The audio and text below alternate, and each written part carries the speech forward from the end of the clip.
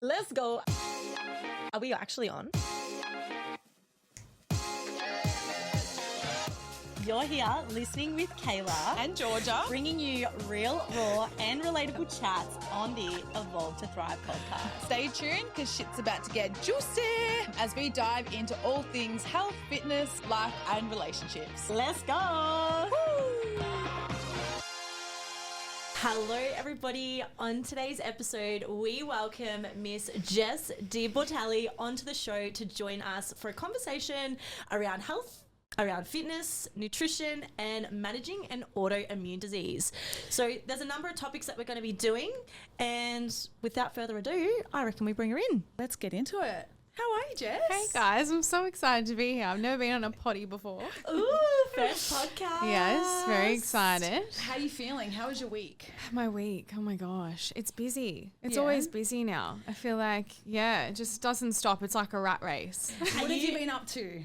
Yeah, what have I been up to? Well, obviously starting coaching, so, getting into all of that and just with clients, check-ins, content, all the rest of that. So, there's a lot to keep up with, but I do love it. All the wearing of the hats. So before we do get into it, we have a first segment, which is a craving or a tip of the week. And then we will we'll let you explain who you are, what you do, and then we'll go from there. Sounds good. Who should we start? Kayla, let's kick it off with you.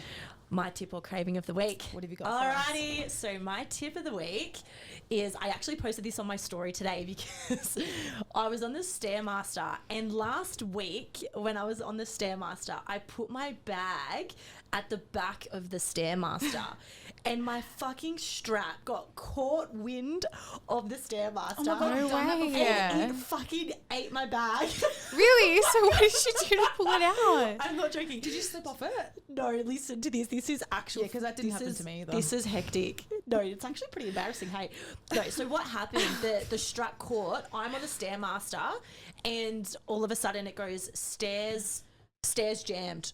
Notify manager. No way. And I'm like, at least you didn't like fling off it, fall down and create a havoc, because that probably would have been That worse. happened to me. Really? And then I got like, Oh my as God. I came down, the bottom stair like sliced some skin off. Oh. And it was not Lucky I nice. don't use the Stairmaster, hey. Yeah. Lucky No for thanks. cardio. Although I still froth. Do you- froth the Stairmaster. Do you Nah. want to hear the rest of this story? Oh yeah, true. Oh, like so the stairs got jammed. Yeah. And the bag was in there, but I get off and I'm like, where's my bag?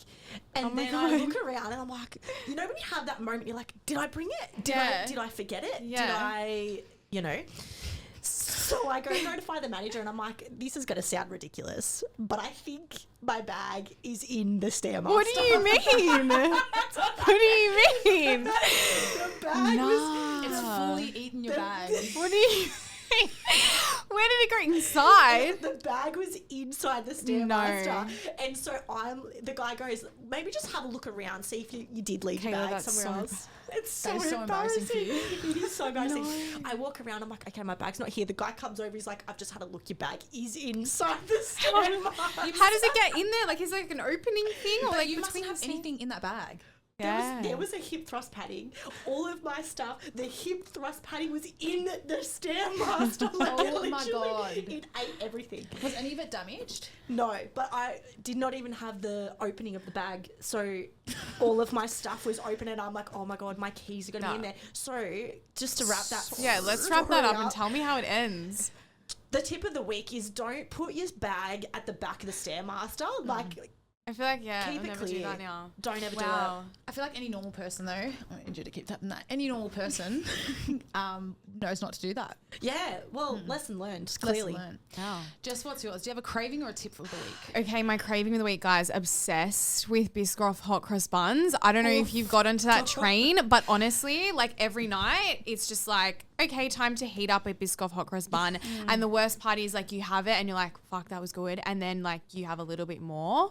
And you're like, Dangerous. oh yeah, dangerous. Because I'm pretty sure they're like 300 calories each, which like They- the other night I smashed two, so this is like 600 calories Yeah. for dessert, like whatever. We I were think when it comes to Biscoff, calories don't count. No, they don't. I have it for breakfast, Yeah. for dessert, whatever. I'm obsessed. They are so good. Oh, and they're generous with the amount of Biscoff they put in there Yes. too. I was so surprised. Amazing. But you know what's, for my comp, when I was in prep, it was around the time of like, Easter, everything came out. And the one thing I wanted was a hot cross bun.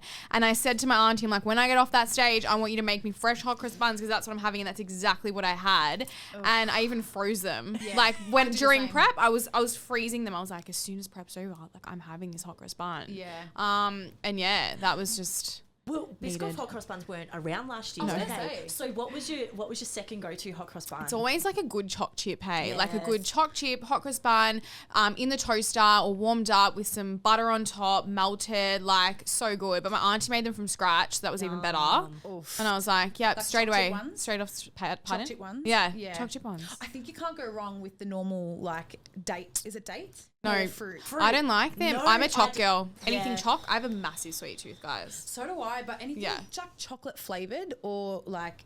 Biscoff for you? Yeah, it's always caramel or Biscoff for me. Yeah. Can we have some? We're really obsessed with food. Why did we bring them on the pod? We should have brought, honestly, I bought some more today because I was like, nah, we need more of that in my life every morning for breakfast. Yeah, literally. Yeah. They're so unreal. Mine would be food too. I've really gotten on the, the Maver's peanut butter. Yeah. The protein one? Are you going to say the choc spread of that? Yeah. Oh, I remember when I was sending you that when you were in prep. No, it's the choc chip one. And it's got like chunky cookie pieces. dough? Yeah, cookie dough. I cannot find that anywhere. I can't find it at it's at Coles, right? Every Coles I go into, I go and look, it's not there. Really? So I don't know what the go is with that. Well, I'm in Point Cook, so you need to go to the Point Cook Coles because it's always there. I'll just drive all the way to Point Cook. It's all good. I'm just here for the cookie dough. I'm not going to Point Cook today. Yeah. Oh, no, probably not. But you know what? I'm keen to try it. So what do you put it on? Well, today I had it on a crumpet. Yeah, yum. But usually I just put it on top of oats or on top of my yogurt. It goes on anything. On that note, the panna spread. On the banana bread. No, on banana bread it's good. But also, like, why not just have Nutella? I'm being honest. Like, okay, the ingredients are a little bit cleaner probably, but like Nutella's actually less calories. It actually makes. I'll tell you why. Because it makes me fart less. Oh my That's God. why. Yeah. Really? The panna one because it's gluten free, dairy free. Yeah. Because my guts can't handle Nutella. Guts aren't nice. Oh, well, your gut's shit then. That's so I'll get right. rid of that. Hey, Sorry. That's what competing will do for you. Yeah, I'm actually good with that stuff. Honestly, I've never had an issue with lactose, gluten and everything. Like, I'm pretty good. The only thing I struggle with, I think, like after, honestly, onion kills me. Yeah. Onion kills me. Like, give me onion. And like artificial sweeteners. Like those Muscle Nation bars that have a list of ingredients this big. Don't even think about it. I'll be on the toilet. Yeah, I'm the same with those as well. But yeah, they probably taste great. So whatever. Anyway. Wow, we could go off on a massive rant on food. We could make this whole episode about Girl, food, honestly, Jess. don't. That's my love language. Literally. It really is. Yeah. But with that said, I think we get into, you can tell the guests who you are, what you do, because we've had a massive little ramble and we're now ready to get into it. Awesome. So. Yeah, well, where do we start? All right. Well, Jess, I'm 27, just turned 27. I am an online coach for women in the health and fitness industry. And I've only been doing that for not even a year, which freaks me out. It's crazy. Wow. Yeah. What were you doing before? So beforehand, I was actually a primary school teacher. Wow. Yeah, crazy. So still in the teaching field, but so studied 5 years for that. Got into first year doing CRT work, then got a full-time position as a grade 3 teacher at a primary school. So went into that and yeah, look, loved it, but it was just, let's just say like a very, very highly stressful job. You never switch off. And I just think like, I couldn't see myself in that long term, but also at the same time, my passion has been with nutrition since day dot. Like I remember I found Instagram pages when I was like 14 years old, making little recipes of like healthy little treats and things like that. And I was literally like 15. And I remember like always wanting to like go into nutrition, but just never knowing if there's like a secure job in it. So I was like, you know what? Mum was a teacher. I love like teaching and like being the boss. Yeah. I actually think that's what I love at the end of the day. I'm like, I don't even think it's the kids. I think I just love being the boss. I honestly just love being like, okay, sit down on the floor. Yep. Okay. Like listen to me. I actually, now that I reflect, I'm like, I think that's what it is. That's what it is. I like being a boss. And now look, like I've got my own business and I'm my own boss. So makes sense. But yeah, like I was like, it gets me a secure job. I can go straight into uni and I can come out with a secure pay. There's heaps of, need for teachers. I was like, this seems great. And then I remember studying it and I was like, I hate this, but I can't think of anything else I want to do because I don't want to sit in an office all day being a nutritionist either. I can't see myself doing a desk job. Yeah. And I was like, oh my God, let's just, I know. Like, but now it's great. I can get up, go for steps, like whatever I have to do. But yeah, and online coaching was never a thing, you know, and PT back in the day was never looked upon as a successful job. If I went and told my dad I wanted to be a PT, he would have been like, get your ass in uni, sit down, 100%. study. We need to talk about this. I think this is like such an important thing to put note on because, you know, so many people go into a profession or they go to uni and they study a course just because it looks good on paper.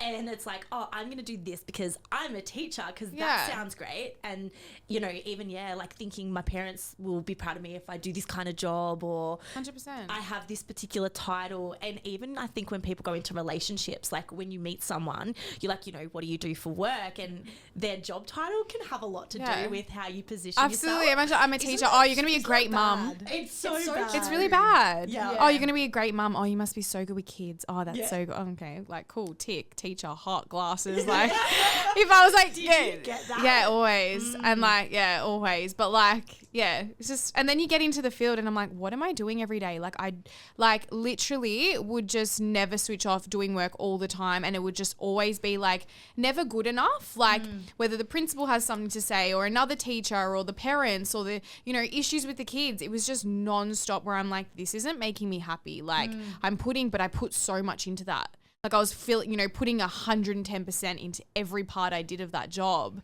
And I just felt like in return, I wasn't getting enough for me to feel satisfied. Like for me to be like, well, it's worth putting in 110%, you know, where now I do that and it reflects. Yeah. So what was the moment you were like, nah, teaching I'm done here? Yeah. Well, interesting actually now that we reflect. So I always had like a little inkling. I was always like, I'm never doing this long term. Yeah. That's why I went into CRT first. Yeah. That's why like I just knew I was like I can't see myself doing this 9 to 5 forever. Like I'm going to go insane. I reckon every week we have a conversation like this because we're just like, how do we get up every morning, go to work for someone else from 9 to 5? You're there from Monday to Friday. You have 2 days off during the week and then you're back doing 9 to 5. But Kayla would know. I was still doing work on the weekends. There was no switching up. I was like, I can't live like this. Is not life. Like, like doing something that you don't actually enjoy. Not that you enjoy, but like something that's not fulfilling. You go there every day and you're just like, surely there's more to life. It's very interesting because I think Jess, you and I are very similar paths. We both taught, and so now we still work on the weekend all the time. Yeah. But it's different because you are so fulfilled in what you do, and it's almost like not a job because you enjoy it so much. Whereas like if I was marking exams and SACs, which I was pulling my hair out being like, what the fuck am I doing sitting here and on the a kids Sunday? don't even care about it. Whereas like read your feedback, where the clients actually go, thanks so much Jess for your feedback, I love this, I tried this, and you're like, all right, awesome. Like, you know, it's completely different. But yeah, look, I think there are parts of teaching that obviously we'd take into our coaching anyway, and I try not to look at it in like that wasted, you know, how many years. But I think there is a lot of parts where I actually, it's funny, like, because now even for my girls, like my clients, I do like little learning exercises and little mini challenges and little prizes. And I'm like, this is literally what I would have done with the kids. Yeah. So it's interesting how it all actually, like, you know, it all links. It comes around full circle because I notice the same. I definitely pick up on the amount of skills. I think going into a teaching degree and becoming a coach allows you to have so many other valuable skills that you, like you said, you take it in. They're transferable. They're absolutely 100%. transferable. Communication, everything, the way you write, like organisation as well. Even just being able to break things down for people in different ways. Right. You didn't realize. Everyone obviously learns different. So it's just like, being able to break things down for people. You guys would be amazing at that.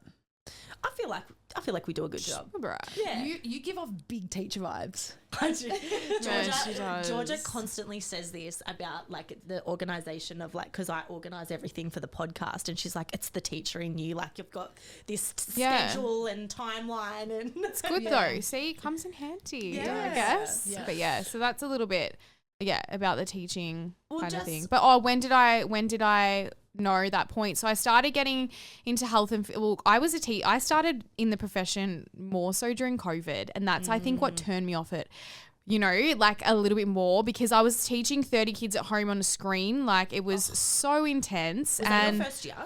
Yeah, I think that was at the end of my first year, like full time. And I was like, oh my God. But as well into COVID, I was getting more into my health and fitness, like, you know, crazy. I even started my own little healthy treats company, like full on. And I was just like really getting more into my training, got like an online coach during that time and kind of just like, yeah, started transforming myself during all of that. I think it was like 2020. Let's take it back to there. Let's rewind. Let's talk about the start of your fitness journey or your health and fitness journey and like how you kind of got into doing it, but also how you were when you were younger, like in your teenage years, like when you were 14, looking at all of these things online and saving recipes and getting your inspo. Interesting. Like, let's rewind all the way back to then, like what you were doing, how you perceived yourself, and also how you kind of looked at training and nutrition from such a young age, and almost how that has transferred now into like where you're at now. Yeah, that's such a good question. So I just remember, like, I think everyone goes through in high school, obviously, you know, just the want to be like skinny and fit and, you know, but no one actually tells you what to do. You're just kind of like left. And I think that's obviously the majority of the girls these days. We're not educated on what we should be eating, how we should be feeling our bodies, what we should be doing. That's not what we're taught, you know? And I think that's, you know, a major thing in the system. And in high school, I was always interested in like healthy treats and healthy foods and stuff, and I would make them, but a lot of the time I was restricting myself because I just thought that was key. And I wasn't even really into fitness, PE, anything like that, but I just remember heavily restricting myself. And that's how I saw results. You know, I wouldn't eat all day at school. I've been through that. I wouldn't eat all day at school, lost lots and lots of weight, got diagnosed with mild anorexia. I was literally skin and bones. I remember, I would eat something in the morning and then the whole day at school I would just starve myself. And then I'd get home, eat something at night, and that would literally be it. Like I can't even, like I feel sorry for my little body now that I like, you know, reflect back. But it's sad because we don't know what we're doing to our bodies. We just think, all right, we're losing all this weight and we see ourselves being skinny and, you know, fitting into these small skirts and dresses and being like, oh yeah, this is what works. This is what we must be doing, you know. And it wasn't until I got really sick. I got really run down. I got diagnosed with like chronic fatigue, really, really sick, had no energy, like was probably malnourished. Like I was in like probably like around 40 something kilos. Like I was tiny. And how old were you at this point? I was about 17. Oh, okay. Yeah. And it wasn't until I got really sick, like I couldn't move off the couch, that my body just wanted food. Yeah. And I thought, all right, if I eat healthy food, I'll be fine. So I was smashing stuff like peanut butter, dates, you know, like dried fruit, nuts, like everything that was healthy, right? Healthy. Right? Good like food, no joke, food. I got up to 75 kilos from 40 kilos. In the space of what time? In the space of probably, like I felt myself gaining this weight, which was really weird because I'd be like, okay, like this is weird, right? I didn't know why it was happening because I'm like, I'm not really eating as much. Like I didn't know. It was probably a space of like a year to 2 years. Yeah. Like, but it got to the point that everything just spiraled. So I gained weight very quickly because you'd know that. Like it happens after people go through prep. You're restricted for so long that your body just holds on to any fat it can take, any food it can take. So that's exactly what my body did. It was like, oh my God, okay, I'm storing this because, you know, who knows when you can eat next. And it got to the point where my health started getting really bad. I started breaking out. My hormones were imbalanced.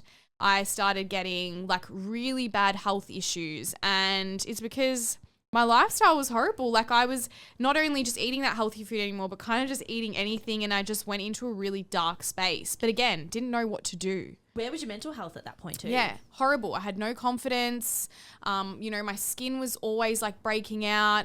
And I really tried to like push through it, but I was never happy with myself, you know, like always found it really hard to feel confident in myself and to feel happy and to know what to do. That really lost space. Yeah. And then, it wasn't until I literally got an online coach and I was like, you know what, let's just see, like, I'm going to dive into this. I'm going to see what I can, you know, what I can do and what I can learn. And it's like, oh my God, when I start, it's like a switch. Yep. A switch. And I was like, hold on. Like I started obviously tracking my food, getting into my workouts, understanding what was in food. And I was like, hold on, like dates and peanut butter are healthy, but they have more you're saying they have like more calories than like a piece of bread. Yeah. I was like, but I don't eat, because I went through everything. I went through keto to try and lose weight. I went through all the fads. I went through, oh my God, Mum and we did the military diet. What is that? Yeah, I know. Explain it. So you live off military food. So like in the morning you're allowed like a black coffee and a little bit of a banana, and then you have to have like plain toast, and then dinner's just like a bit of broccoli and steak. Military diet for 3 days. Isn't it crazy how many of those diets are out there? But my mum did it with me, and we're like, we'd like weigh ourselves, and then like we'd obviously just crazy. Even keto, like when I was I actually got to the point where like I was like full like obsessed, like seeing if I was going to go into ketosis, and like every morning cooking eggs and butter and like bulletproof coffee. And mate, how many calories is that? Now I'm like, what are you doing? How long did you do a keto diet for? A while, until my health was honestly horrible. Really? Yeah, probably like 8 weeks. Because I was like, I did keto. How long did you last? I lasted a week because I was like, you have to be so organized and on top of everything that you're eating. And I remember like, I think I just got into ketosis, and I had 1 meal and knocked me out of it. And I was like, you know what? I'm not fit out for keto. I full bought like a pricker. No, it's actually next level. Like, because when I do something, I go into it hard. Yeah, it's like me in prep or me in anything I do. I'm like, you know what? Ketosis. This is the answer. No, it's not the answer. Go eat a piece of bread. Yeah. Like, can you please? Yeah, like I can't now. It's crazy once you start actually learning about food and what you're actually consuming. Like, then I was just obsessed. I was like, oh my God. And everything started changing in my life, but for the best, like in the best way. My mental health, my physical health, I was feeling stronger. I was actually making foods that I loved and enjoyed because I went down the flexible dieting path. And it's like, honestly, it was like you had taken off my, my cataracts or something.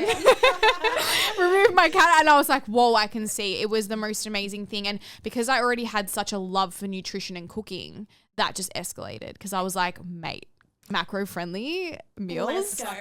Let's just go. Yeah. Were you tracking calories at this point too? So yeah, when I got a coach, I started tracking calories, but then it ended up in that point where I stopped with the coach and I was just stuck on low calories, and I was like, all right, like, where am I going from here? So then I just kind of like went into it myself and just started learning and trying to like, get better with it all, invest in like other coaches and stuff like that. Got way more into my training, started like group like fitness and stuff. And it wasn't until like I got another coach that they were like, you need to actually do a personalized program. Like you'll see changes. And I did. Yeah. Let's talk about maybe some of the coaches that you've had over the years. Yeah. Like you've had a few coaches, and maybe some of the pros and the cons of like different styles of coaching that you've experienced. So, I feel like we all kind of go through the different realms of fitness. I feel, like we start on a program that's like a generic kind of challenge on a phone, and then we might get into group fitness. We might get an actual face-to-face personal trainer. Then we might get an online coach that's, just a 10-week program or something. Yeah. And then we're like, okay, now I'm going to get a more tailored approach. And you go through all these different kind of pathways to get to where you are. So I want to know more so, since you've had a coach, what is it that's been the best thing, and what are some things that you've observed from different people? Yeah, that's such a good question. So I feel like what makes me the coach I am today is definitely from having other coaches, because I've seen obviously like such good aspects from a coach, but then such poor aspects from a coach. And it's made me sit there and being like, okay, well, this is how I have to be as a coach. And I honestly 100% put that down to how I am as a coach today and why I am the way I am, because I've had coaches that are just not supportive whatsoever. Like communication is so poor. I had a coach once that literally made me, like, if I wanted to ask him a question, he made me, no joke, he made me make a jar and pop a $1 in the jar every time I wanted to ask a question.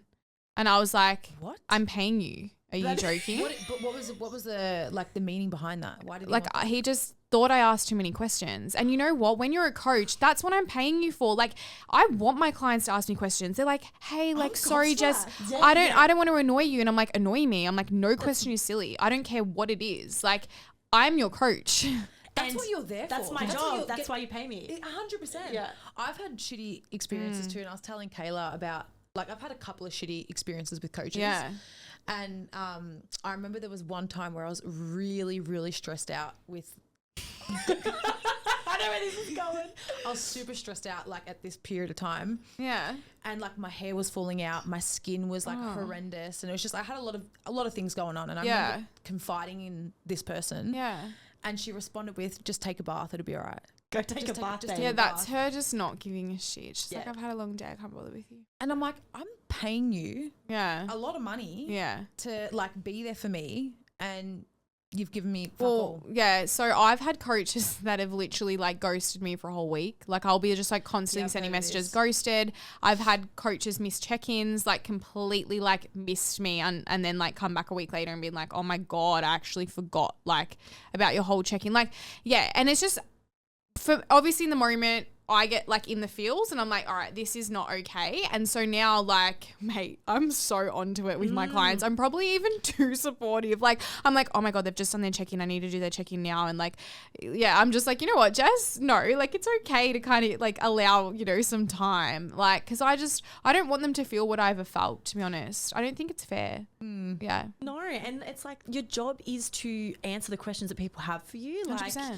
And I think, again, that kind of comes back to the teacher in both of us as well, because it's like, you know, you always tell your students no silly question, no question is a silly question, and it's like, you know, I think you want to be there to support them, and you don't want your clients feeling like just a number as well. Like, if you're offering a one-on-one tailored coaching service, like you want it to you're not forgetting your clients. Exactly. You know? And then it just looks bad when they're like, they talk up their own coaching or do little, like, talks on what a good coach is, and you're like, mate, like, I think you should, you should be listening to your own advice, or even coaches that can't take feedback. I think that's massive because, like, even as a teacher, right, we have to be open to feedback with everything, and the kids will have to be open to feedback. But it's like, if a client gives me feedback and they're like, Jess, this is how I'm feeling, 100%, I'd be like, you know what, you're right. Like, what you're feeling is valid, and I'm going to take that feedback on and then become a better coach from that. I think you have to have that growth mindset. If not, then, you know, like, that's just, how are you going to be better? How are you going to be better? I think there's a lot of coaches that are out there, though, just to make a quick buck. Like, people just out there just to get as many people as they possibly can. That's obvious. Yeah, you can read right through it. 100%. You can read right through it. The people that are, most of them are just, like, Instagram influencers that are just, again, trying to make a quick buck. Yeah, exactly. So yeah, I think that's a really big one. We just hit the nail on the head. Yeah. But I mean, at the end of the day, if you're going into it for that, then you're in it for the wrong reasons. Yeah, absolutely. Absolutely. But I want to talk more about where you were at. So previously you've been you mentioned before that that your physical health had quite an impact on when you were going through the phase of, like, under eating, restricting, not being educated about your food, and then that resulted in physical health issues. And is this where, I know that you have suffered from an autoimmune disease as well, and so I'd love for you to talk a little bit more about that, and when you found out that you had that, when you found out that you were diagnosed with this, and then what you actually did to manage these great question symptoms. This has been a very long thing for me. It unfortunately is continuing and but I've learned to manage, like, I manage it now. So when I was about 9 years old, I remember being in Italy with my family, and we were walking around and, like, sightseeing. Like, I think we went to the Colosseum that day. I was literally 9 and I remember it. And I just remember my knee being so swollen and sore, my left or my right knee. I can't remember now. I got it in both now, but anyway. So, and I kept saying to Mum, like, I've got a really sore knee, Mum, I've got a sore knee. And she's like, it's probably growing pains. Like, we'll check it when we get home. We can't do anything in Italy. Like, we'll just see how we go. Anyway, we get home and we look into it more, and I ended up getting diagnosed with juvenile rheumatoid chronic arthritis. Chronic being, like, it was pretty damn bad. And Mum was like, I was 9. And Mum was like, what are we going to do? So pretty much from then on, I worked with like a specialist and I got cortisone injections every single year till I was 18. So I'd be like put under, and cortisone is not good for you. Like it actually eats away at the bone and it has heaps of side effects and you really shouldn't be getting that much. So yeah, crazy. And it can cause, like brittle bones, things like that. It's pretty bad. So anyway, I had that once a year just to get through the pain of, because otherwise my joints, so what it is with this autoimmune, your body, instead of fighting off like your bad, cells and things like so say you get sick, instead of like fighting off the sickness, my body like fights its own cells. So my body actually fights my joints and like, my immune system like fights off my own joints. So it literally ruins itself. So it attacks itself. Yeah. And so what actually happens is my joints swell up with fluid to the point where I actually can't walk because I have it in my knees. And they swell up so bad that I can't walk, I can't move. It's really stiff and really painful. So this is a thing. When I was in high school, I could never do sport. I could never and I had to hold back a lot. Would always go into hospital to get my cortisone injections. We trialed heaps of drugs like crazy, which actually impacted my eyesight. So I wear contacts now. I've had like little bits of like cataracts form. Like it's a full on, like, because I've been on really strong steroids and medication. And anyway, when I hit 18, normally you can go into remission or it can just like go, and mine never did. So I had to go to it and the cortisone stopped working. So we had to go to a new specialist and look into other things. And I was on heaps of drugs, but they'd make me feel sick. And it was like a full on thing. Yeah. And then it started to spread. So from one knee went to two knees, went to my hips. Yeah. Was this like a daily thing that you were suffering with, or was it like you'd have like random flare-ups? I'd have random flare-ups. Yeah. So when the flare was under control with like meds and stuff, I'd be okay for a little bit, and then things would flare it up. So what would trigger it? Yeah, so I actually went through a flare-up in prep, which was crazy, but stress would trigger it. Doing like excess exercise and like going overboard would trigger it, and then obviously if your meds would wear off or not good treatment with that, then that would trigger it. So sometimes like I started having injections when I got a little bit older, like that I have to inject myself, which was like just a type of drug, and they'd work for a little bit, but then they'd wear off. So then I'd have a flare and then I'd have to find a new drug. So it's just nonstop. And I've only just come off my recent steroids since I've been on since after prep, because it's how long that I couldn't get the flare down, even with like the drugs. So how do you manage that then, like with training and so the amazing thing is I was going through flares so much until I literally started weight training. Yeah. Like honestly, I started weight training and changing my nutrition, and my body was just like, I don't get sore like actually anymore. Like I know I'm on like medication and things like that, but it's not the same. Like I just feel, and they say that it helps so much to actually do weight training because you're building up like your bone health and your muscles are getting stronger, so it supports like your joints and like, and that's something that like and I used to get sick so much because within autoimmune you can get really bad fatigue. Like there used to be days I couldn't get up in the morning. Like I could not get up. I was stiff. I was sore. I'd always get sick because it's an autoimmune, and then you'd be on an immune suppressant to suppress your immune system down from, and so I'd get sick 24/7. Touch wood now, I do not get sick, guys. Like I actually know, and I've been on immune, like ever since I started eating well and training, like it's rare I get a cold, and I'm on immune suppressants. It's crazy. Yeah. The stuff that you put into your body, 100%. You're healing yourself. 100%. Yeah, wow. Well, it goes to show like how much of an impact under eating has on everything. Yeah. Like everything. Yeah. But even eating the wrong foods and overeating at the same time. Yeah. Undereating and overeating and eating the wrong things and not doing and not moving. I wasn't moving ever. I was going to say, did you take recovery quite seriously? Like, so something like saunas or ice baths or even like needling or I never did. I think I recognized the need for that after coming out of prep and realizing that I should have, because I flared 2 weeks from my comp. Oof. My like body your was knees or your whole body? My knees. Okay. So it was 2 weeks before hopping on stage and my knees flared up. So what did you do? Yeah, so I cried. So imagine you're going through this whole prep for like literally like, more than 16 weeks, 19-week prep, whatever it was.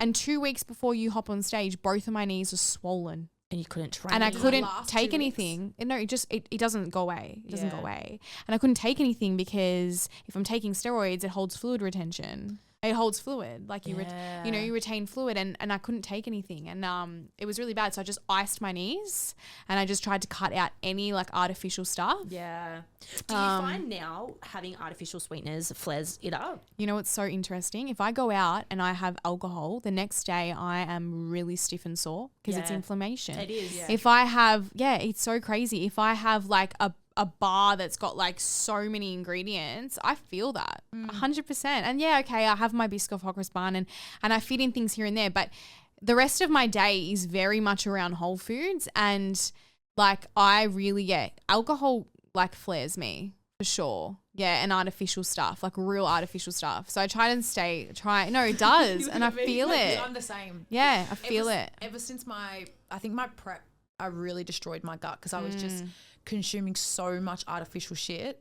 And then once I stepped out of prep, it just ruined my gut even more. Like that's what happens. Yeah. Like the sugar-free maple syrup. No, see, I can't have that stuff. It's devil juice. Yeah, I can't have that stuff. Juice. Yeah. It just sets me off. Inflammation. And I can hear my guts. Like, yeah, I can't have any of those artificial sweeteners, like sorbitol, things like that. I can't. Nah.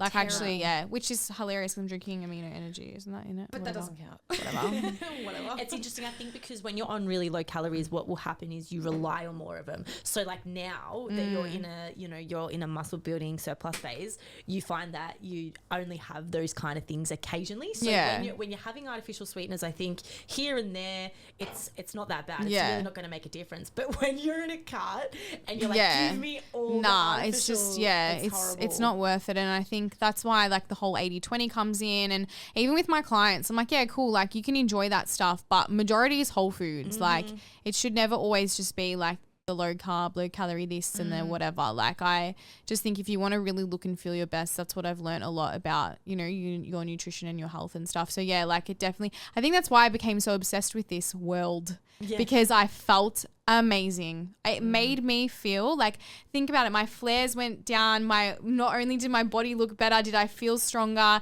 did my mind get better, did my confidence increase, but like every aspect of my life just up leveled. Yeah. And I was like, hold on, I want to teach women how to do this. This is so amazing. Every single woman should feel like this. That's exactly what I thought. And I was like, nah, like I want to help women and I want to help everyone feel this way. Like that is my number one purpose. That's my purpose. Because people have control over what they can do each day in terms of like eating, training. So if you're helping women do that, like all my habits changed. All my habits changed. Like I came out of that whole like COVID period, all my routine changed. I was like, all right, I need to get my movement in today. I need to wake up earlier before work and get my steps in because that makes me feel my best. And I want to prep my food and bring it at a staff meeting instead of eating the pizza because I actually love it and it makes me feel good. And so it stuck with me. That's amazing, isn't it?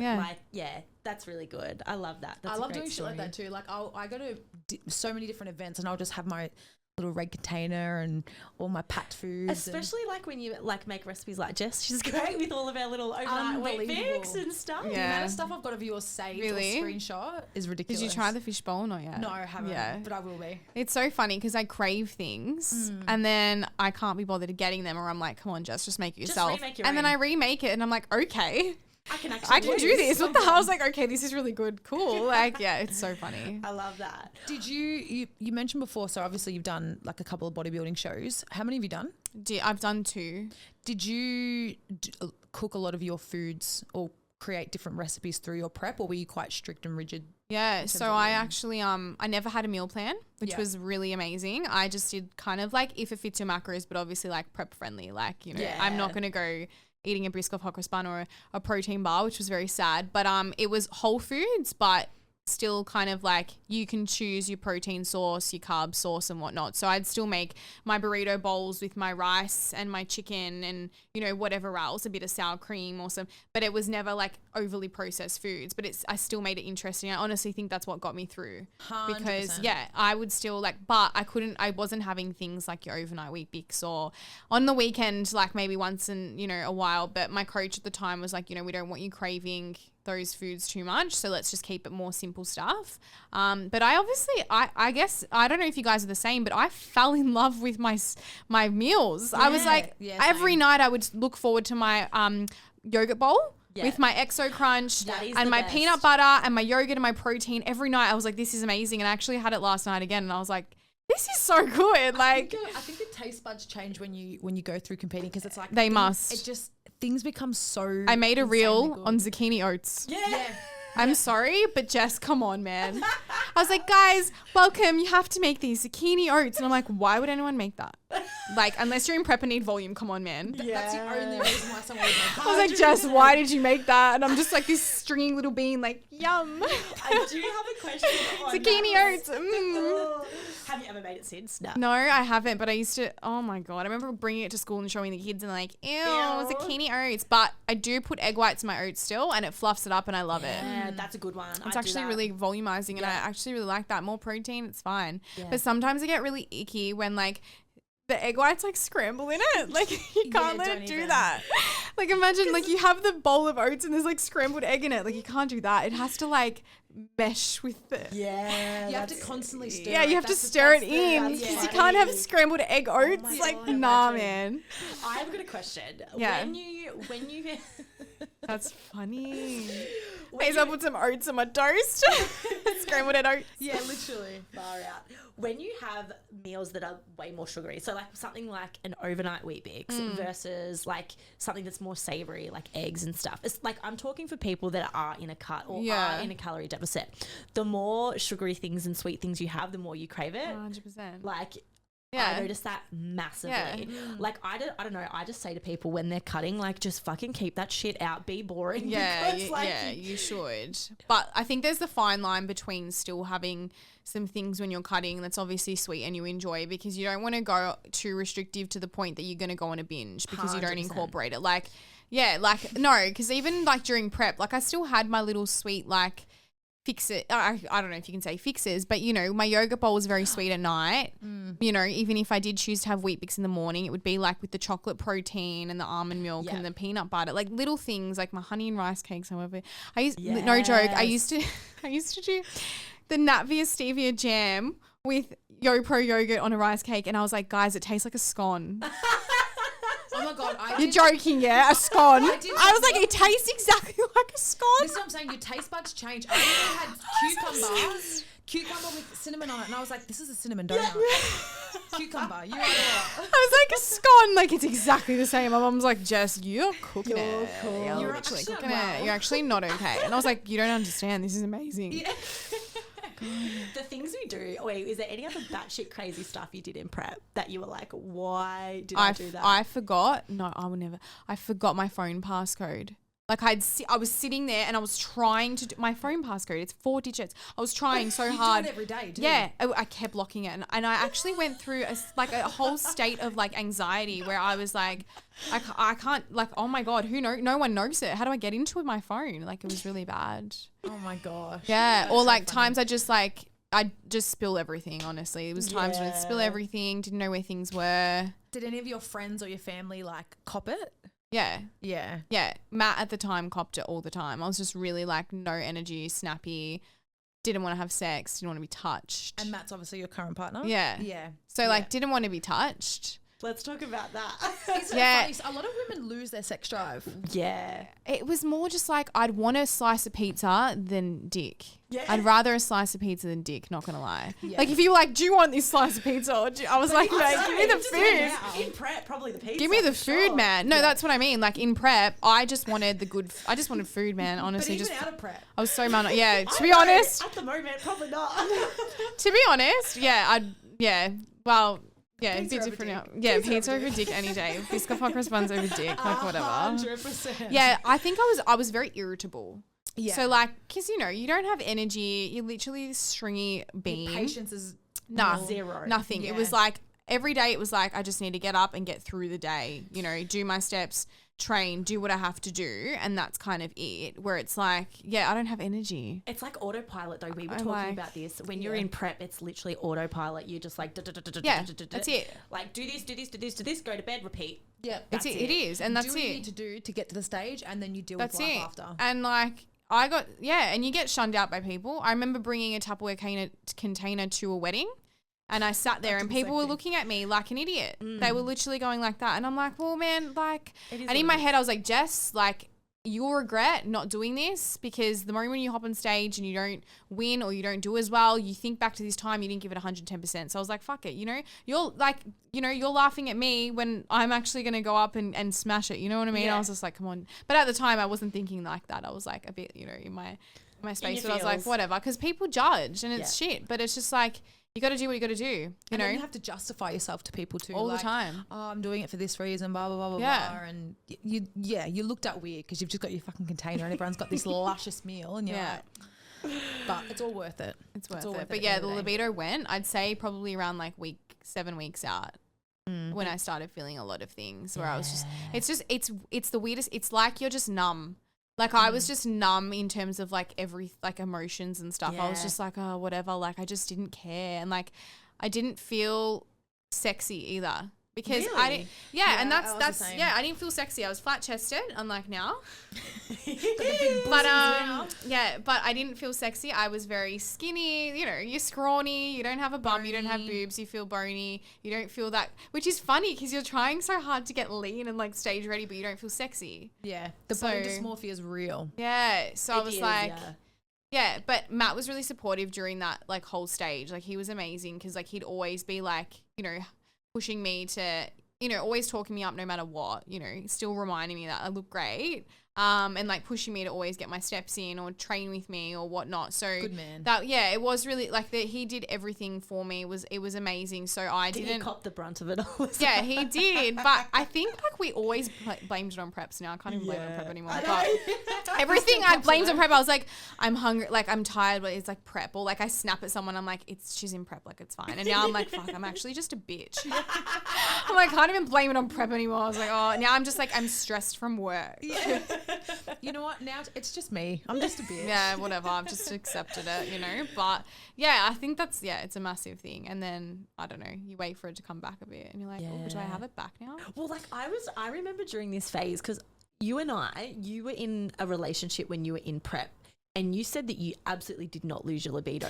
And we had two very different experiences. Because I was like, really? I used to date like quite regularly, and I went into prep and I was like, fuck dating, fuck men.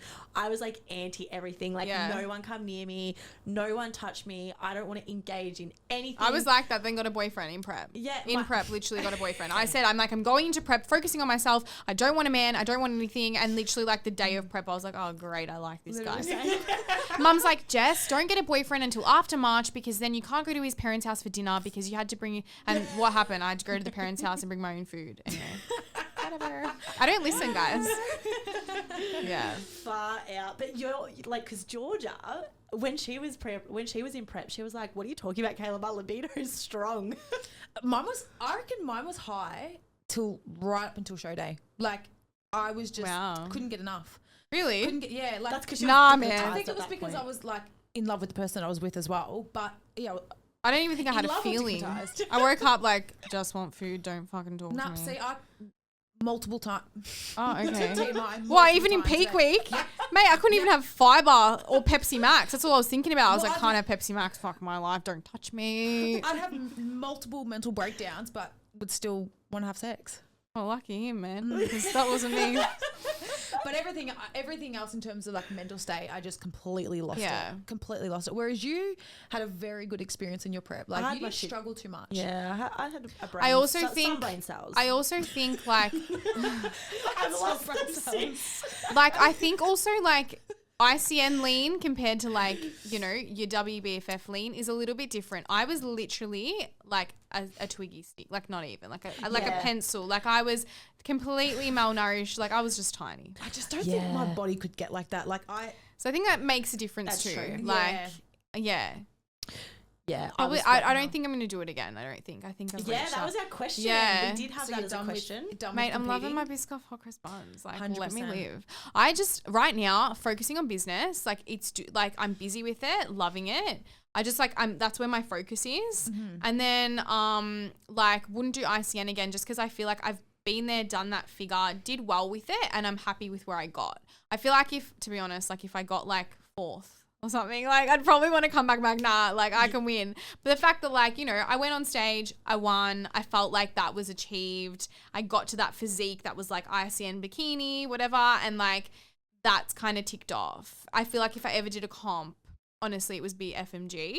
Yeah. Just because that posing is so me. I am like the sassiest queen. Like I was too sassy for ICN 100%. Like I love the hair flick and when you're FMG all over. When I saw you do yours and that whole thing, I literally said to her, I was like, Kayla, I'm doing it. Oh my God. I messaged Michael straight away and I was like, Michael, I'm doing FMG. He's like, Jess, calm down. You need to build for like 2 years. Yeah. And I was like, no, oh my God. And then, I was like just obsessed with that scene. Did you love it? I loved it. Like I grew up dancing. Yeah. So like it was just like the whole glitz and glamour of performing. it. Yeah. And like I don't think I could do like ICN's just not for me.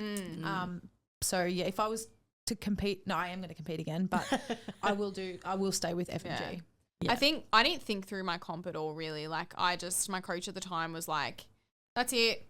You want to do it? Because I was like, I want to do a comp. He's like, you do a comp, you go into this, done, dusted, that's it kind of thing. And I went into prep literally straight away, like, because he was like, you're already quite lean, so we can just lean you down a little bit more. And like, your ICN bikini, perfect for it. Where like, I didn't even have the chat about like going into like a different federation. A different fed. Like I probably would have loved to do like other feds at the time that were on, like if I'm already prepping, like NBA or whatever there was. But there was like an A and B.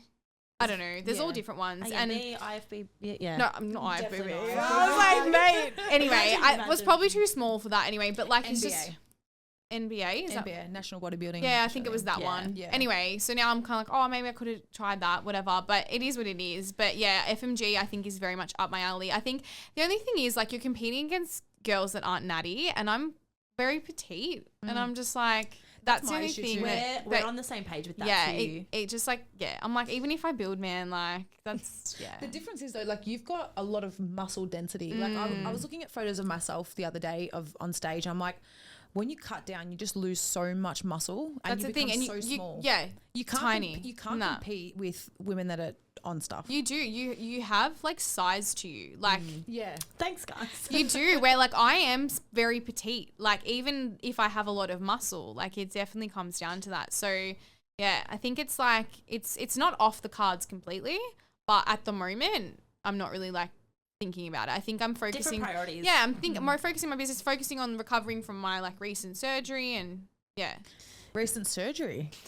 What surgery did you have? Got my Jess? tonsils out. Got my tonsils out. I think it's relevant. Jessie's got some Yeah. She's got some new bosoms. Yeah, got some little titties. Well, what was your reasoning for wanting to get them? I think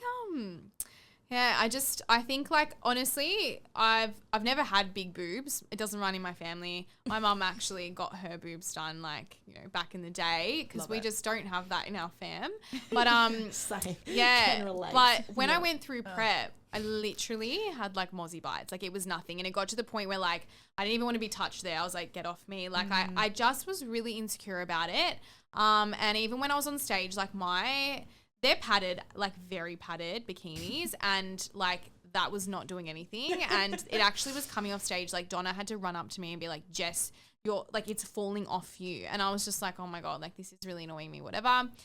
In saying that, I've never actually had an issue having really small boobs because I get to wear anything. Like I was always wearing like whatever tops. I never wore a bra. I always had like a bit of perky, like, boob there, whatever. But I think just after prep, nothing really came back. Yeah. And I was like, okay, like I literally have like nothing. And it was just like something that I was always like, you know what, like I've never really had boobs, like, it's something I kind of want to look into. And when you kind of want something that everything just keeps showing up, like I'd look at someone, I'd be like, oh my God, her tits look so good. Or like I watched like, the FMG show on like online and I was like, oh my God, man, look at them. And then, you start going down a rabbit hole. It's kind of like if you want a tattoo or something or a car and then it always shows up and I'm like, nah, man. So I started like really just looking at boobs all the time. I was gonna say, what you're telling us is all you're looking at is tits. Yeah. I was like, oh my God, boobs. And and then I came across M. Davies and her boobs look so natural. Like honestly can't even really tell. And I looked at a TikTok video and she spoke about her breast augmentation and who she went to. And she said Dr. Andrew Greensmith. And I was like, all right, who's this guy? She goes, I flew down from Sydney. I flew to Melbourne. I went and saw him. It was like only like $8,000 at the time. Like he was the most natural surgeon. I wanted something natural. I got this size. I did this, that. I would recommend him. And I was like, all right, I'm one of those people that I just like, I want it, I have to have it. Now, done. Right? Went online, typed in Dr. Andrew Greensmith, booked a consult. No joke. Anyway, and then I was just like, oh my God. 2 weeks later, I remember you. Yeah, and then I couldn't get into him. So like I texted his assistant and I was like, because I wanted to kind of do FMG at the time. I had like this whole like thought in my head, and I texted his assistant and I was like, I really want to see him. And he's like, he's booked out till March next year, Jess. This was in November. No, this is before November. Yeah, no, November. He's like, he's booked out till March. And I was like, no, like I'm going to do a bodybuilding comp. I need them like now. No joke. He booked me. I know, this is like anything I want. Like I just make it happen. Anything I want. you just Anything I want, I get it. Like whatever. So I spun the truth a little bit and I was like, I really need to get in with him because I have a bodybuilding comp coming up. And he was like, I'll talk to his assistant. No joke. He turns around. He's like, you've got a appointment in 2 weeks, like with Dr. Andrew Greensmith. I'll send you this, I'll send you that. I was like, done, booked out to March my ass. Anyway, I go to the appointment. I know, it's so funny. I go to the appointment and he like makes me put these like little breasts in like a bra and then like, you know, looks at my pictures, everything like that. And, you know, I told him what I wanted and I was like, I want it natural because I'm really small, I'm petite. And he was like, yep, you know, told me everything like that he thought would be good for me. And then I remember like calling up my mum and just being like, Mum, I'm getting a boob job in 2 weeks. And she's like, what are you talking about? And I was like, yeah. And he wants to do like a fat graft because I was very like, obviously like I didn't have any fat here. So he said that he had to, sorry, I know you're going to probably look at my tits when I talk about it. So he said he has to take, it's fine. Just look at, it's okay. Bye, guys. So he took a little bit, he said he was going to take a little bit of fat from my thighs. My mom was like, what fat from your thighs? What are you doing? So you're calling me fat? Yeah. And it was like the time, so just put in his cleavage so that there was like some cleavage there and, gotcha. You know, it wouldn't look as unnatural because sometimes if you don't do that, it can literally just look like you've got like implants. Bolt-ons. Yeah. And you don't want that. So he was really awesome. He was like, we're going to get like a teardrop shape to make it look really natural. And we're going to, everything to make it look natural, not go too big and you know, and then he was like, in my head, when I want something, I just want to get it done. And I was like, yeah, Christmas is coming up, whatever, but I want it before next year because then I want to like, you know, get back into my training and everything. So he goes, when do you want, like when you want to book in, like next year? And this was like end of November. And I was like, what's your next available? And he was like the 11th of December. And I was like, done. I love that. Right? Didn't see another surgeon, didn't have another consult, nothing. And then that was it. Like I booked it in and I was like, by the way, Mum, like you have to look after me for a week. It's like, do you listen to your gut with things when you've got something in your mind? Do you listen to your gut? You're like, that's the right decision to make? Or your mind? Or do you go back and forth and like negotiate with yourself? I am just... I probably don't listen to my gut. I probably listen a little bit more to like, I want that now, like ridiculous. But sometimes I don't think it's the worst trait because if I kind of want to do something, I just do it. Yeah. Right? Yeah, I'm not like, I don't hold back. But then yeah, could be bad at the same time. But don't regret this, so it's okay. But could I have looked into another surgeon and maybe done a little bit of more research? I mean, sure.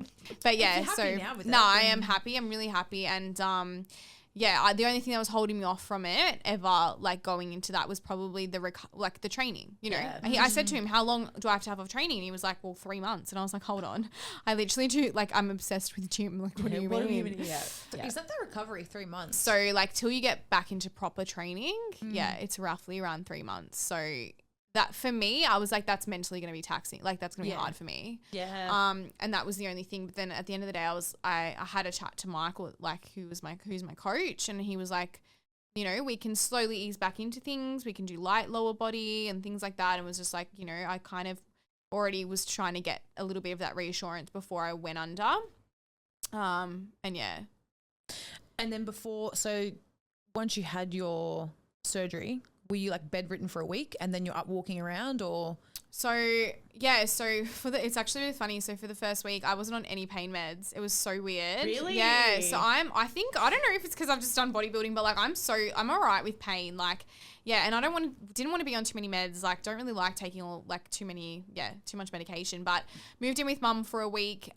Really hard to use my hands. Like no joke, lifting up anything felt so heavy. I couldn't lift my front green the whole week. Couldn't lift my front green and I was dying because Mum gave me this like shitty little Kmart bottle and I was like, oh, I hate this. It's not cold. I want my front green. But I couldn't lift it up. Like just couldn't lift my couldn't lift my arms up properly. It was so weird. Everything was like stretchy, but Was that painful as well? it wasn't painful. Yeah. This surgery was not painful. The only it just felt like, honestly, you had really two tight balloons on your chest, and everything just felt really heavy to kind of carry.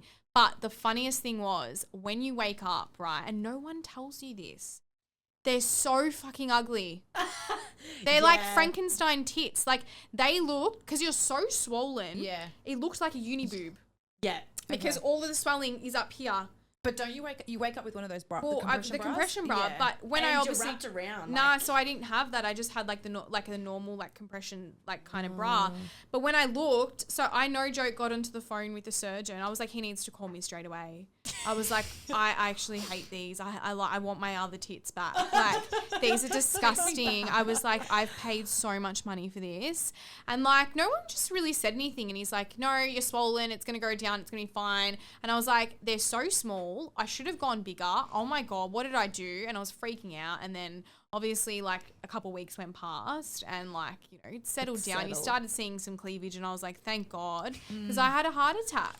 It was so ugly. I've noticed because I know a few girls that have had their tits done as well. Yeah. And I've noticed that girls that regularly train or like regularly work out, their recovery is a lot better, or they don't suffer so much pain. This is true. Because I think Guys, just weight train. Everyone Just weight literally, train for there was a everything. girlfriend that got hers done. She doesn't. She barely works out. Yeah. And hers was excruciating. Like for 3 months, she just complained. Like she couldn't do anything. Like she would lift her phone, and that would be too much. it's any kind of recovery. That's like me with my elbow. People are like, you're back in the gym doing everything and you fractured your elbow. I'm like, yeah, but like my body recovers. Bodybuilding gives you balls, Joel. so quickly. It does though. Like I'm so much more honestly Resilient. like I'm resilient to so much more things now. I'm like every day you kill yourself in the gym. Like you kill yourself. So like now I'm just like the other day I got a blood test and lady's like, are you okay? Like it's going to have a pinch. And I'm like, mate, come on, man. Like my leg press hurts more than this. It's fine. Like I'm okay. So I feel like, it definitely builds up pain resilience. But I went back to the gym a week and a half later. It's like, don't ever do that. Legs? Doing legs? Yeah, but I felt really sick. So I went home. Yeah, I'm cooked. Why? Like, I just wanted to move my body. I was already walking the first week. Like, I was walking I'm a psycho. I was walking up. I was already walking up and down in the first week. Like, I was, getting back into things. Don't get me wrong. The first week was pretty hard. Like, I was in and out of sleep and, whatever. But I was still walking around. And then the second week, and then, like, I went home the second week. So it was like a week and a half after or whatever. And I was like, oh, I'll go to NRG for a bit. And it was a scorching hot day. And I remember just trying to do, like, single leg, like pin loaded plate, like, leg press. And I was like feeling so sick. And I'm like, what are you doing, Jess? Like you've been like, go home. Yeah. But then like at week 3, I was actually back into the gym. Yeah. Because I mean, there's probably a few questions that I think some of the listeners might like to hear in relation to the whole surgery itself. So we've spoken about the recovery time, like usually about 6 weeks, they say. But don't do it, Jess, and go back in 3 weeks. No, I think a little bit of exercise 3 in 3 weeks is fine. Yeah. I was doing like walking lunges. I was doing like no upper body. I didn't start upper body until like week 6. I was going to say upper body 6 weeks. Iron and push-ups. Yeah. Can you do push-ups? I haven't tried, but the other day I did Pilates and I did like a plank on like one side and put my hand up and I was completely fine. So I was like, okay. I think it depends on the person. Like you'll know when you're ready to kind of go back. You just suss it with your body and you don't go too crazy. I mean, I had comments in my DMs being like, Jess, you're going to do this and you're going to do this. And at the end of the day, it's just like everyone's going to say something. You do what's right. But I did not lift plates. Like even to put plates in the Smith machine, I got like people at the gym to help me or a friend to help me. Like I never just lifted a 20 kilo, so I was still really cautious with myself and I knew my body. I'd do like single leg hip thrusts on a bench, no weight. Yeah. Walking lunges. Leg extension, really light leg extension, pin loaded. Like things like that where it didn't take, because no joke, you do not realize how much you use your upper body. Oh my Even God. to sit there and hold on to a leg extension, you are using all of your upper body. And I could feel it and I was like, oh my God, like it feels like my tits are going to like, I wonder how common that is, like where someone actually, their tits actually explode? I remember Is that feeling the right way to say it? I Explode? remember Rupture.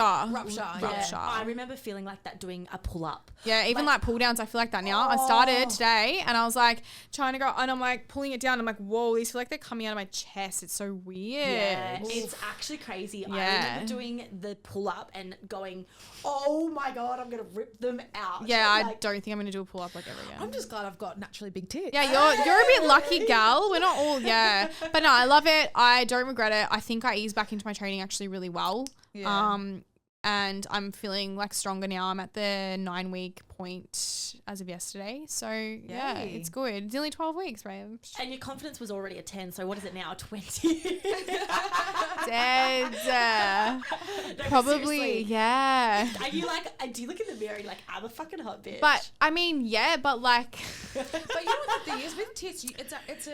but you I feel sexy. hide them though sometimes. So I don't, to be honest, I don't wear, like I won't wear this at the gym. Like I won't wear a sport, like not yet. Like, cause I feel like a bit weird. She's sitting here, I hide them, but she's got them. She's Yeah, I looking- know, I'm she's like, looking not at me today. in the eye, like Kayla's Sometimes I hide them, sometimes I don't. I don't know. I feel like if I'm at like a gym with like heaps of guys there and stuff, like I don't really feel comfortable like Yeah. training with them out yet.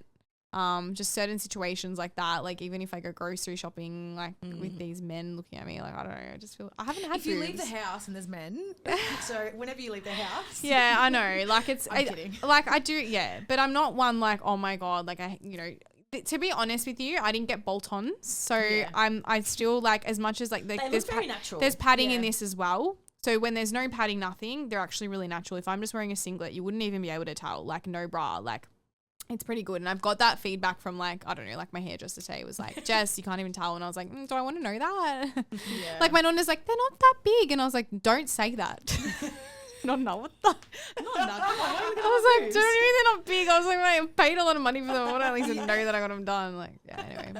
But there's nothing more sexier than like your clothes. Confidence. Yeah, your clothes fit differently when Yeah. you've got boobs. It's and- awesome. Like they fill out Yeah. dresses. Like Backless, Yeah. boob backless. tube stuff. Like, yeah, it's great. And I'm still like getting used to it all. But yeah, it's you definitely like anything to up level your confidence. I'm so for that. Like you want like anything to make you feel good. You want to get lashes, get them done. Like you want boobs, get them done. Like not saying small boobs aren't great, but anything to make you feel better, I'm so for it. Yeah. Like 100%. Like tell my clients that all the time as well. Like Absolutely. whatever And, it like, is, tan, whatever, man, do it. Filler, you feel your Botox, best. whatever you want. Get it. You do you. Exactly. 100%. I think we're kind of getting on to the last segment, I reckon, Yeah. for this episode before we get into our rapid fire. So we do a rapid fire section, but I think we should drop a little bit about your indoor coaching. Yeah. Because that is a massive part of what you do now. A little baby. Your baby. And I think the main question I have for you, and I think you already answered it, but it is, what is your purpose behind it and how did it come about? Yeah. So Like the name of it. yeah, so Endure is, it's such that name means so much for me. And I think already you guys can already see how much I've been through, like a snippet with my life, just in terms of my own fitness journey and my health and everything like that. And for me, Endure just means to persist and bloody keep going. Endure means to go through a challenge and just push through and, endure on a journey, endure through something, push through something, make yourself, like resilient and the best version of you can be. And when I was thinking of names for my business, I was like, well, what actually describes, my own journey? What describes what I've been through and a health and fitness journey? And I felt like that was the best word for it. And it came to me and I was like, I love this word because it means so much and it has so much meaning behind it. And yeah, I think that really just goes into the mission and the purpose of what my business is and my coaching. And it's literally to, bring women through that journey to be their best selves and to learn throughout, that time and to enjoy through something. Nothing is going to be easy. There's no way like anything within your health and fitness industry, with your health and fitness journey or anything you do is easy. There's always going to be challenges, but you've got to push through in order to see the light at the end of the tunnel. And I think that's a massive thing with coaching. Like, people come on and go, yeah, I just want to lose weight and whatever. But it's like, mate, you got to get up early. You got to do steps. You got to eat food that you probably don't always want to eat. You've got to make sacrifices. You can't. Yeah, and it's the whole thing. Yeah, it's not going to be easy. It's nothing's easy. But if you want to reach those results and reach where you are, at the end of that, and like where I'm sitting today, like you know, you got to go through, you got to endure, you got to push through, and you got to go through that journey. And that's, it's the best way to describe it, because, you know, people that like, it's not going to be easy. Nothing that, you know, gets you somewhere in the end, you know, is going to come easy. Just won't. 100%. I feel like there's so many like online coaches around at the moment. What do you think sets you aside from everyone else out there? Yeah, that's a massive thing. Hey, I feel like there's just so many, honestly.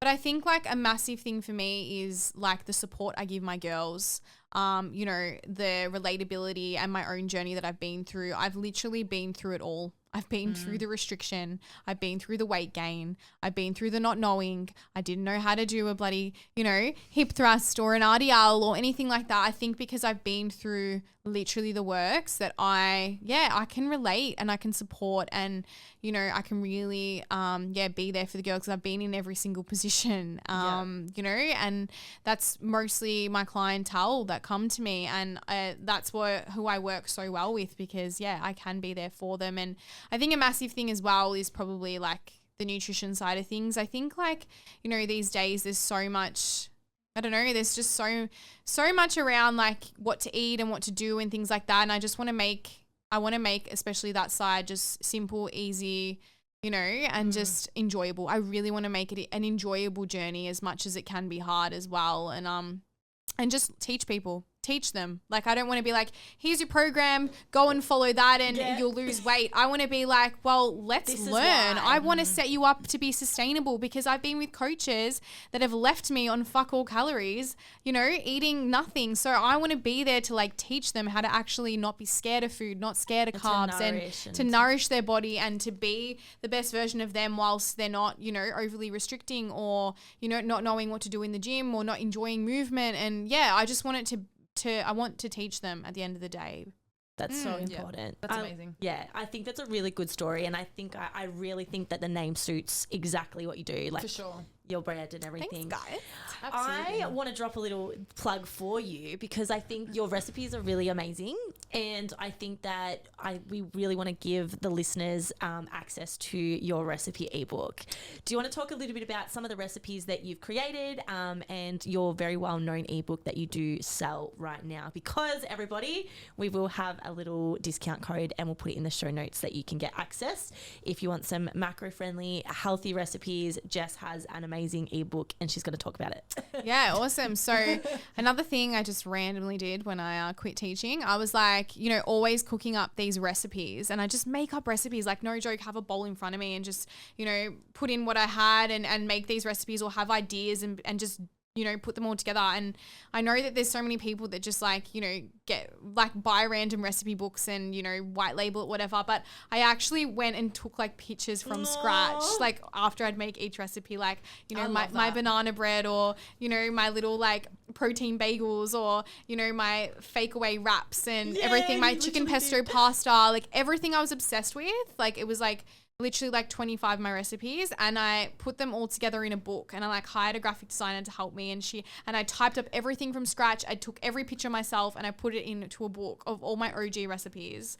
And I was just like, you know what, like, I'm not even giving this like selling it to like make money or anything. I just like, I want people to be able to like, you know, see if they like my recipes and whatnot. And and now it's like available to my clients.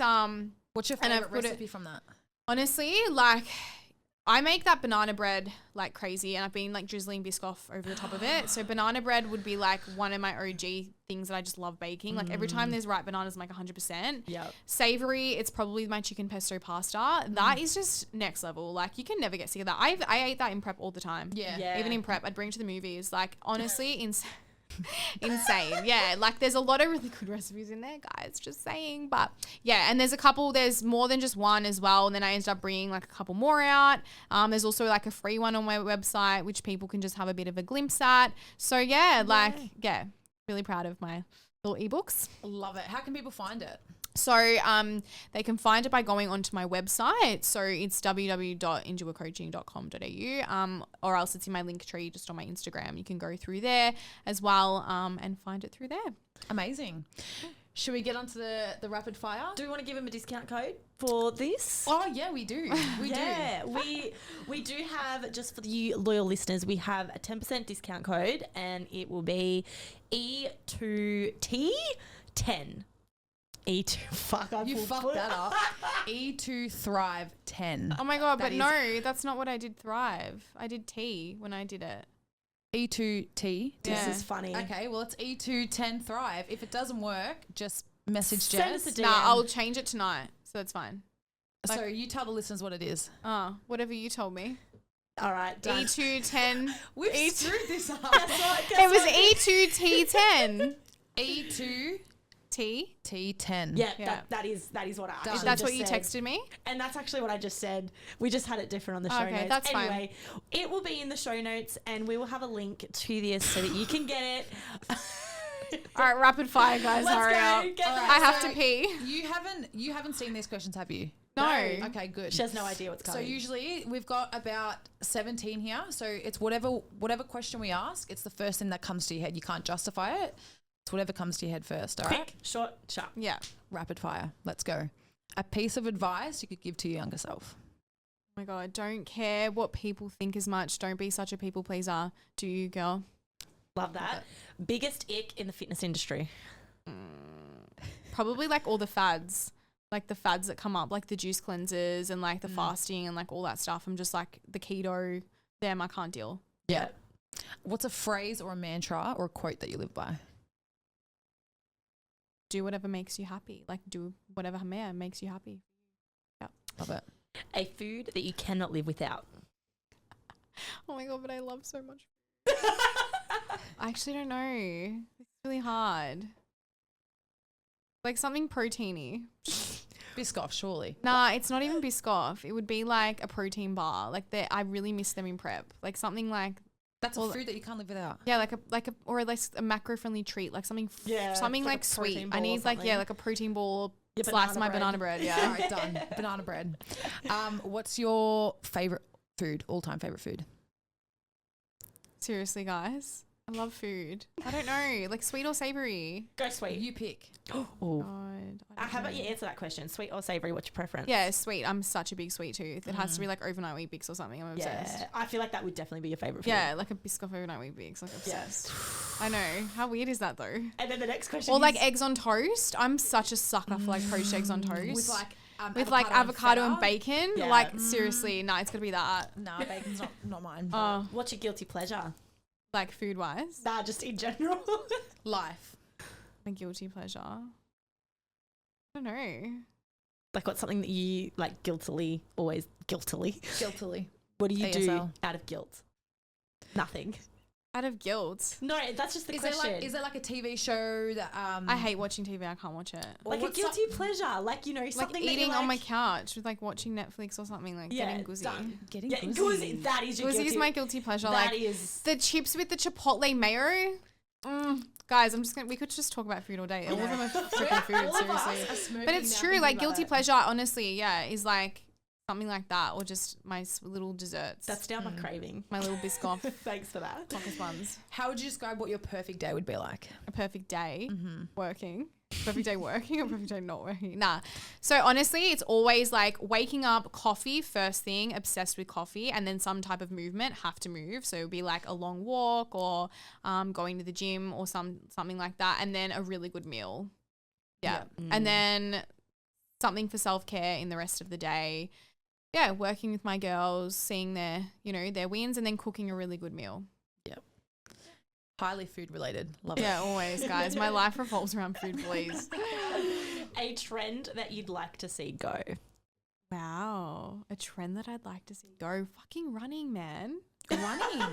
Why is everyone starting a run club? Everyone's running. I don't know. I just hate running. And I'm like, really? Is this a trend now? Like, you know, when they always say like, you know, oh, I'd hate to marry into a family where they get up at 5 a.m. and run. I'm like, oh, everyone's running now. Everyone's getting traction for running. Like, look, I think it's amazing for cardiovascular health. Don't get me wrong. Like, running's amazing, but it's just something I've never enjoyed doing. Yeah. So I'm like, is this really a trend now? Like, do we have to make this a trend? Let's go back. Everyone's doing marathons now. Yeah, like marathons. Like, I was gonna say, look, it is amazing. I do not want to dim it down at all. Like, Yeah. good on you, man. Like, anyone that does it, I'm like, wow. Like, I think it's amazing. I think it's actually amazing. But it's something that like I just don't think I could do, and it's something I don't enjoy yet. Yeah. Oh God, me tomorrow starts running. This is a secret to give me. I actually went and ran 10K on the weekend. Nah, honestly, I looked at that and I was like, I don't know how she does it. Like, I think I'm probably hating on it because I don't know. I'm not good at it. So there you go. I'll just admit it, whatever. But I'm like, is this really a trend now? Like, I don't want to do this trend. I don't want to be a part of this. I'm like, I don't want to do it. I don't want to run. Yeah, that's what it's like. But look, I don't hate it at all. I think, there's worse trends out there. Like, fucking greens for bloating. Can't deal with that. Like my clients, like people message, like even my clients, they message me like, Jess, like what greens should I get for my bloating? And I'm like, your bloating is not going to be fixed via greens. Yeah. Like how is your stress level? How is your sleep? What foods are you eating? Like, are you intolerant to anything? Like there is so much more to it. Anyway, we won't get into that. That is a whole new episode. Yeah. Far out. What's a topic you'd like to see spoken about more in the industry? Wow. That's a really good question. These are hard, guys. Topic I'd like to speak more. I don't know. Oh. Yeah, I'm not sure. What do you guys think? I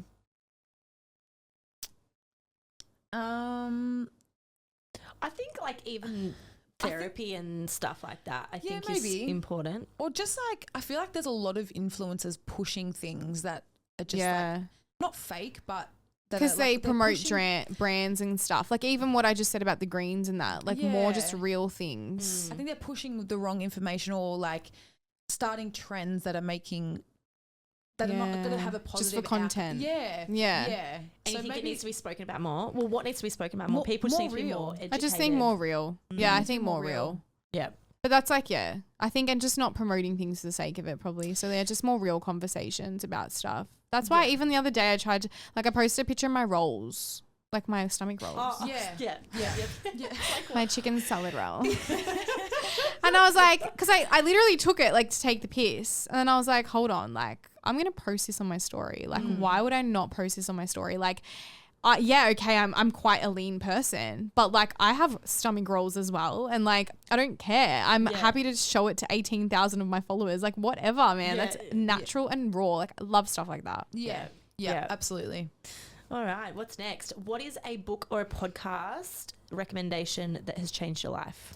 I really like that mindset one that I've been listening to. Oh my God, now I can't even remember it. The yellow one. I literally listen to it every morning. Hang on, is it Do You Fucking Mind? Yeah, that's it. Yeah. Do You Fucking Mind? I think she's just really real on it. Yeah. And like there's Alexis. Alexis. Yeah. Do You Fucking Mind? She's awesome. I love listening to hers. I think like it's a lot on mindset. And just like she just really calls you out on your bullshit. She's very relatable too. I feel. Yeah, she's really cool. So I've been loving that one. Also been listening to a bit of Huberman because I saw him on the weekend. But you did too. Yeah, he's very did you like get his greens. It's just no. Actually, she offered it to me and I was like, I'm not having that. Sorry, Jill. I'm like Pepsi Max. I was got a Pepsi Max. No, because I got it. My neighbor toured him. So she did his like live thing, and she's like, oh, I got some free things from him, like what do you want? And I was like, what have you got? And then she gave me these greens and I tried. I was like, this is so gross. I'm just gonna eat my veggies, guys. No thanks. But so probably those two at the moment. Yeah. Another hard one. Where do you see the industry going within the next 3 to 5 years? Unfortunately, I feel like it's it's just saturating in terms of online coaches. And then people just like, I don't know, becoming business coaches or mentors or whatever that just don't really, I just feel like they don't 100% like have the credentials to do so. And that kind of worries me a little bit because I think that people, you know, they see the lavish life of like online coaching or whatever it is and they kind of just want to fall into it. But I definitely don't think it's like everyone. And and I really hope that that's not where it's going to just take us in, you know, a year's time either. Yeah. Where would you kind of like to see it go? I think I'd like to see it be like a lot more just educational, but like real. And a lot more like, I love the whole events. Like when coaches do like educational talks and events and like even that clean health one that's coming up or like community days and things like that. Like, I think that's that can be really positive. Yeah. So I think more things like that is really good. Like even I've been doing like beach Pilates in the morning because like someone's just held it. Yeah, like a community day. And I'm like, that are mad, aren't things they? like that are just really awesome for everyone. And it's very like communal and also like accepting of just whoever wants to come along. And I think more things like that would be really awesome. Yeah, I agree with that. Yeah. One red flag someone should look out for when picking a coach. Yeah. Okay. I think I've actually been in this position, like just a real like pushy coach, like someone that's just really pushy, like sign up now, pay me the money kind of thing. Someone that just seems really money hungry. And then someone, you got to vibe. You got to vibe with your client. I do calls before every single signing because I'm like, if we don't vibe, I'm not going to work with you. Yeah. I have a relationship with all of my clients and I need to vibe. And I think it's a massive thing.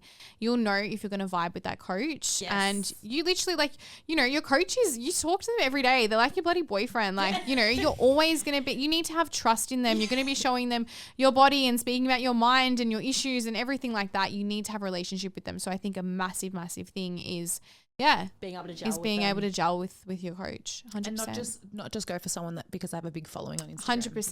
Massive. Like don't just go for them because you know, or they have to have the look or anything like that, because it doesn't necessarily mean they have like the education or the support there or anything like that. And I've heard horror stories and I just think that that's not a massive thing. I think, you know, sometimes it doesn't have to be, you know, the biggest coach in the industry to necessarily be the best or the most expensive to be the best for you. And because they're a good athlete or they're good at what they do doesn't mean that they're a good coach for you either. 100%. Got to find the right fits.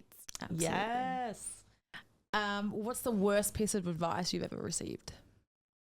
Piece of advice. This is a good one. I don't know. Guys, this is literally rapid fire. Like, I don't know. I just, look, to be honest, I'm going to like switch this around a little bit. And I think that to not always take people's advice so like seriously, like take it with a grain of salt, because at the end of the day, they don't always know the situation. And I think to always trust your gut instincts. I'm going to change that around a bit. Yeah. Like don't take people's opinion for like So if like Kayla, exactly. If Kayla was like, no, Jess, this is what I think. Okay. Like take that into perspective, like take it into consideration, but don't always run with it just because it's her opinion. Yeah. I think that's massive. Yeah. Is there anything that you regret? No. Easy. I think it's nothing. I don't think anyone should regret anything because that obviously brings you to where you are today. So if I regretted going into teaching, you know, wouldn't lead me here, or it could go on for hours. Yeah. Yep. What's one thing that's changed your life that you've implemented now that you never used to? A routine and good habits. If I didn't have that, then I wouldn't be where I am today. And I think that is something daily that makes all the difference in every single part of my life, physical, mental, everything. Yeah. And I think everyone needs that. Yay. A big lesson you've learned in the last year. Wow. Yeah, I know. It's massive. You can do whatever you want to do. If you want to do it, you can do it. You just need to put the effort in. That's 110% what I believe. Like, and I think that's come out in the last year. Like, I want to do a comp, I'm doing a comp. I want to start a business, I'm starting a business. I want to bring an ebook out, I'm doing it. Want to go to Bali, book the flight. Yeah. Like, want to get your boobs done, do your boobs. Honestly though, like if you want to do something, fucking do it. What is stopping you? Yeah. Like, who cares what everyone says? And this is a massive thing on opinions as well. Like, you want to do it, do it. Like, what's the excuse? You don't have enough money, then start saving. Yeah. Do you know what I mean? Like, seriously though. Yeah. Like, 100%. you know, quit. Like, I literally quit my job and went into something like I, you know, didn't even have a pathway of what to go into something, but I knew that end, you know, result. So you want to do something, do it. Yeah. I love that. Yeah. That is such a great piece. The last one we've got for you. God. Oh, this is actually not like rapid fire, but so this podcast is obviously called Evolve to Thrive. What can people do in their everyday life to evolve and thrive? Wow. Awesome. I think, I think I think that's a really good thing. I think in their everyday life to set something aside every day to do for themselves. I think that sometimes we get really caught up in like, you know, working, rat race, kids, whatever, you know, everyone has got going on. And I think just to do something that's for them, whether it's, you know, I don't know, getting your nails done, listening to a potty, or whatnot. I think it's really important to actually be present and just take some downtime, switch off and just put some time aside for you, and that will help you evolve. Amazing. Yay. Thank you so much for coming Thanks on for having today. me, guys. I've actually loved it. I mean, loved chatting, but more so to you too. So thank you so much. Yeah, absolutely. We've rescheduled you that many times, but we're so glad to have you on. All good. Can you let the listeners know one more time where they can actually find you? Yeah. So you guys can find me on my Instagram at Jessica De Bortoli. And then my business one is at Endure Coaching. And yeah. And the discount code Is for those again is E2T 10.